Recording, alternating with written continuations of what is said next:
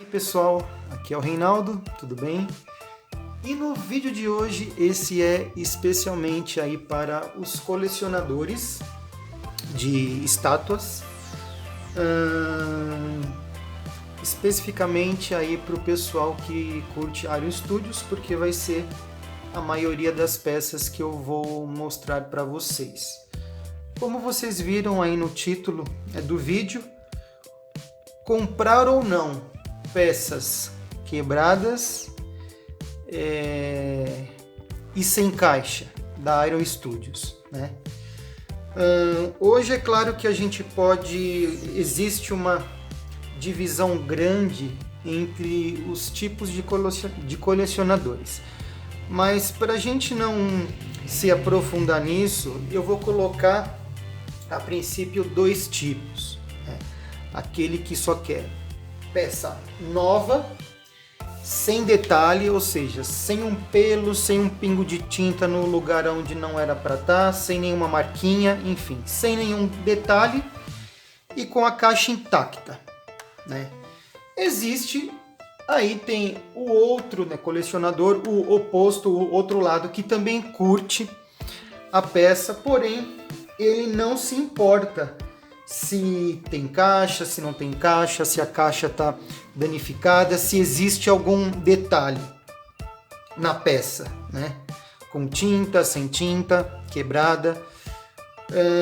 Ele vai, né, curtir o que representa para ele a peça, o que representa, né, para ele o personagem daquela peça, enfim, se vai fazê-lo feliz, independente de como a peça esteja, mais ou menos isso, tá? Então eu vou contar a história de algumas peças. É claro, eu gosto de peça nova, lacrada na caixa, ou peça usada que esteja em ótimas condições, né?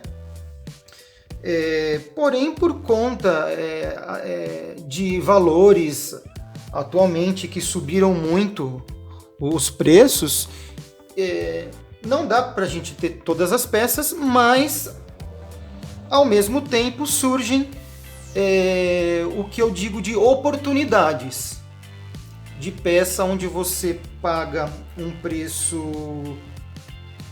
muito bom e, dependendo do problema, às vezes você mesmo pode restaurar a peça.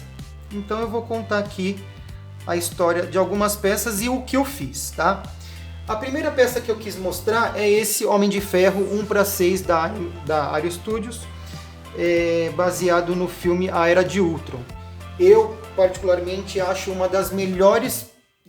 dos melhores Homens de Ferro que a Ario Studios já fez, até por conta do desenho dele, da armadura e o visual. Como vocês estão vendo aqui, ele tá faltando um robô do Ultron, né? Que ele tá aqui embaixo.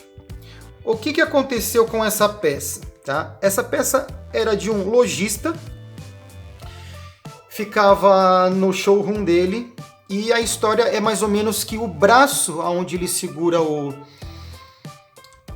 robô do Ultron, ele cedeu um pouco. O braço ficou mole, tem uma junção aqui dentro, através de um pino de metal, mais a resina, e acabou cedendo um pouco. O que aconteceu?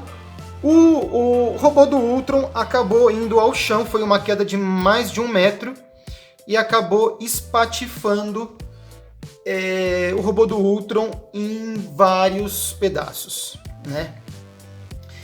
Então ele anunciou e eu, pelas fotos, avaliei, né? Eu fiz umas perguntas para ele, como que estava o Homem de Ferro e tal. Então, assim, funcionava todos os LEDs, não tinha detalhes nenhuma na pintura do Homem de Ferro, e na pintura do robô do Ultron também não, só o fato dele ter estraçalhado todo.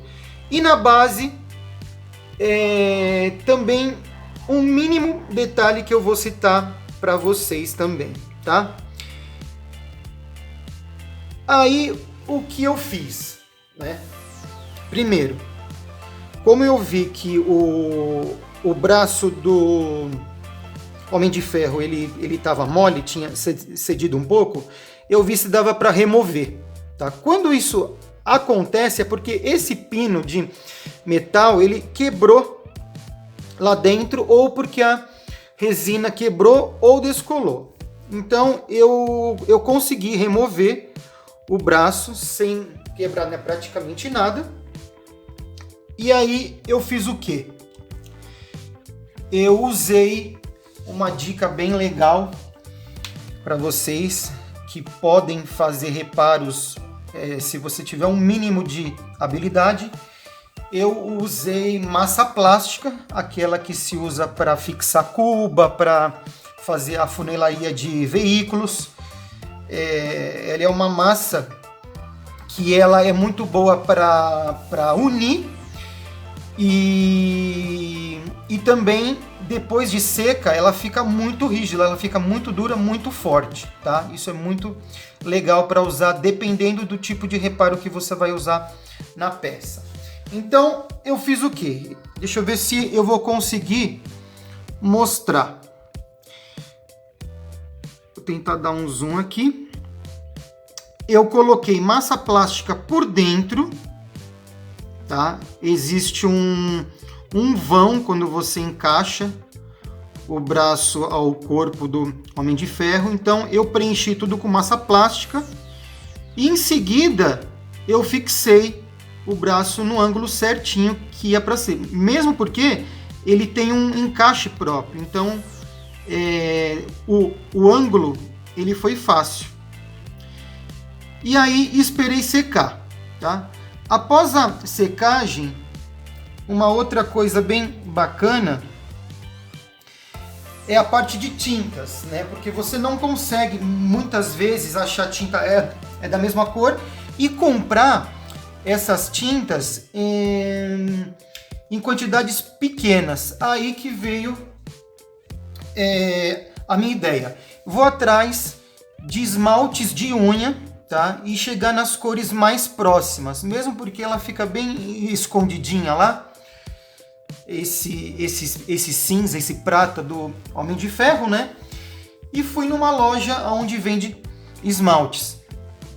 Tirei uma foto do Homem de Ferro, né? E tentei chegar numa cor próxima, tá?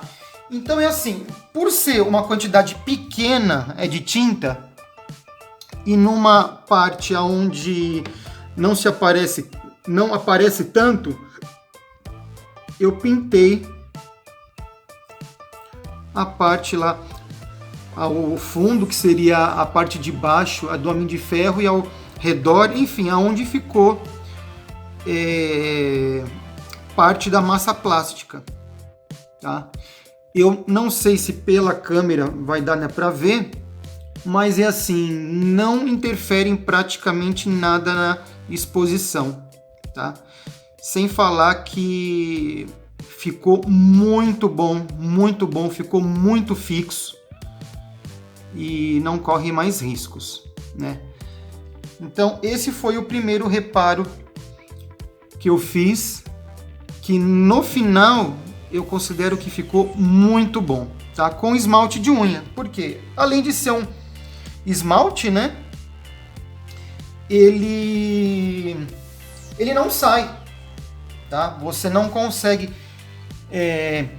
tirar passando a mão, limpando, passando um pano úmido, tá? É só com o uso de um removedor, de uma acetona, que iria remover tudo da peça. Então, o esmalte de unha, ele é bem resistente, tá? Aí, o que eu fiz? Eu falei, bem, não vou mais colocar o robô do Ultron fixado na mão do Homem de Ferro para não ter problemas, né, futuros. Mesmo eu sabendo que ia segurar bem, eu não quis mais, tá? Porque a peça, o robô do Ultron é bem pesado. Aí o que eu fiz? Eu comprei um Effect, que é tipo uma explosão de raio, de propulsor, até de um Homem de Ferro mesmo. É um effectzinho que eu comprei de um boneco do Homem de Ferro no AliExpress, né? Esse effect é do propulsor das botas do Homem de Ferro, tá? E aí eu fiz o que? Eu abri o fundo dele com uma broca para que ele entrasse no pino da mão do Homem de Ferro, porque ele tem um pino que segura o robô do Ultron, né? E aí eu fiz um furo primeiro no meio, né? E pintei todo esse effect de dourado. Na verdade, eu queria ter achado um laranja metálico, que é mais o efeito de explosão com fogo, mas eu não consegui achar. E aí eu acabei indo pelo dourado, é um dourado cintilante, para dar esse efeito que eu queria de raio.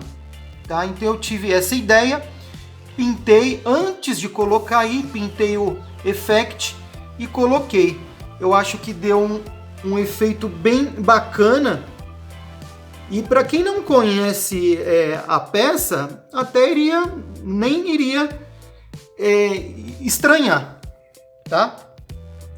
A parte mais difícil foi a do Ultron, porque na verdade ele despedaçou em vários pedaços, né?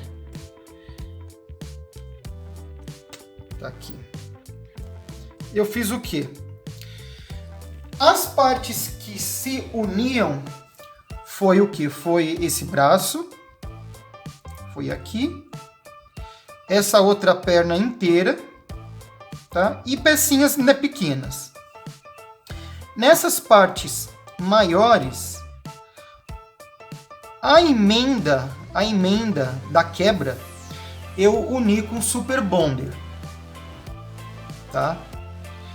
E ao redor eu usei a massa plástica. Para isso ela funciona muito bem, porque quando você envolve duas partes com a massa plástica, depois de seca, ela é inquebrável. Então eu fiz isso. Primeiro Super Bonder para unir as partes quebradas e depois massa plástica em volta. E a mesma coisa, vim com o esmalte de unha. Deixa eu ver se eu consigo uma posição para mostrar. Esse deu uma diferença porque eu não consegui na hora achar um tom de tinta que chegasse perto, mas por se tratar aqui nessa peça, aí que vem a coisa, por se tratar de uma cena de batalha, ia passar batido se tivesse alguma diferença de cor. Então, como vocês podem ver aqui, eu tinha usado um prata metálico que se sobressaiu mais ainda por esse prata do Ultron, né? E eu não gostei. E aí eu vim com um cinza e pintei por cima. E aí ficou esse efeito. Então tem aqui, tem aqui, tem aqui, tem aqui, tem aqui no punho dele, tá? Tem aqui dentro, né? Eu já mostrei. Então é assim, na exposição, é claro que agora tá com uma luz bem forte em cima, então vocês acabam vendo mais. Mas ó, eu afastando,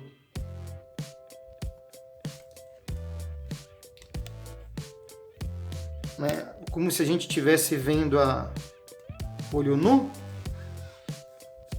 não incomoda em nada. E aí que vem a coisa, é uma peça que eu adoro,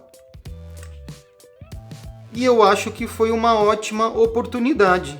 Ó, a peça, se você olhar, agora ela tá totalmente restaurada, funcionando tudo e, ao meu ver, sem detalhes. Tudo acaba fazendo parte do diorama, parte desse efeito de batalha dele e passa tranquilo, tá?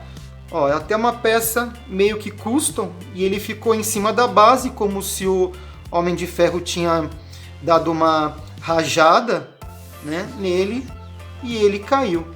E ele fica assim em cima da base, tá? Custo dessa peça veio sem caixa e com esses detalhes. Hoje em dia é uma peça bem rara de achar, e quando aparece, muita gente acaba se interessando porque realmente foi uma peça bem bacana para a época. É uma peça grande, é uma peça alta, ela é na escala 1:6, tá? Hoje, quando aparece, o valor dela é de R$ 2.500 a R$ 3.000. Esse é o valor dos anúncios ou do que os vendedores pedem. Eu paguei R$ 800, tá? Então é um pouquinho mais do que uma peça 1:10 hoje nova, mais elaborada, né? Então paguei R$ 800, paguei ainda em duas vezes de R$ 400 e a minha restauração ficou nesse resultado que eu achei bem bacana, tá? Então é assim,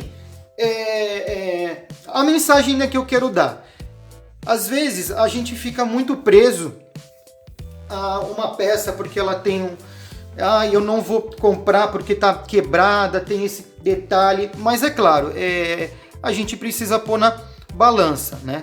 Custo versus benefício, que foi o que eu fiz aqui agora. Tem muita gente vendendo peças com detalhes com um preço muito bom.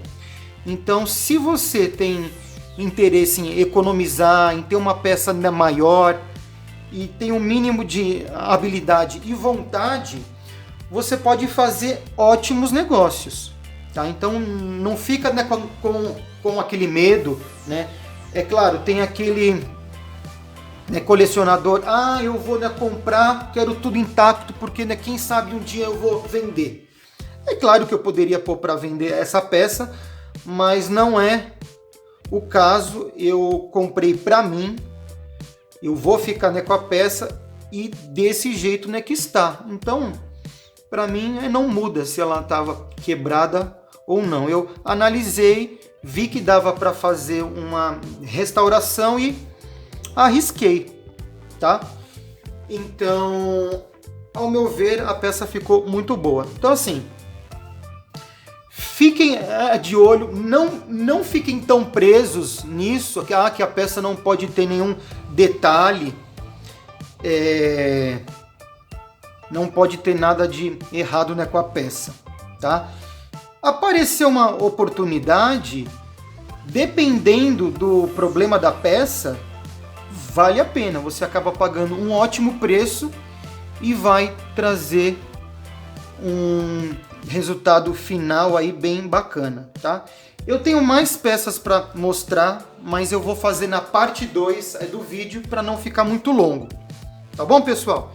Então, esse é um toque, vou fazer mais um outro vídeo, né, com a parte 2, então você vai ver parte 1, parte 2, né, parte 3, se eu ver que os vídeos vão ficando grandes, tá bom, pessoal? Então ficou essa dica aí.